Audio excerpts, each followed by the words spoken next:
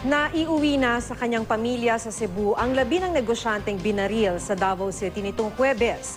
May ideya na ang pulisya kung sino ang gunman. Makibalita tayo kay Randy Gorion ng GMA Cebu. Nakaburol na ang mga labi ng negosyanteng si Richard King sa St. Peter Chapel sa Cebu City. Pinagbabaril si King sa Davao City nitong Huwebes ng gabi sa loob mismo ng pag-aari niyang hotel habang naghahapunan kasama ang ilang empleyado. Mahigpit ang seguridad sa burol ni King. Hindi pinapasok ang mga miyembro ng media. Hiling ng pamilya, gawin munang pribado ang kanyang lamay. Isa sa mga bumisita si dating Cebu City Mayor Tomas Osmeña na matalik na kaibigan na yumaong negosyante. He's always been a leader in the industry. He gets into areas where other businessmen are timid. Kilala si King sa business community.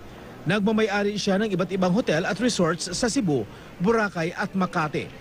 Sa ngayon, natukoy na raw ng Davao City Police ang gunman na tumumba kay King. Nakatulong daw sa investigasyon ang kuha ng CCTV ng mga kalapit na establishmento, pati na ang pahayag ng ilang saksi sa krimen. Hindi possible na he came from other places. Pero ang iyang driver, kanong rider sa motor, definitely local to. Inaasahan ngayong araw ilalabas ng Davao City ang composite sketch ng suspect. Randy Gorion, Nagbabalita, Pilipinas.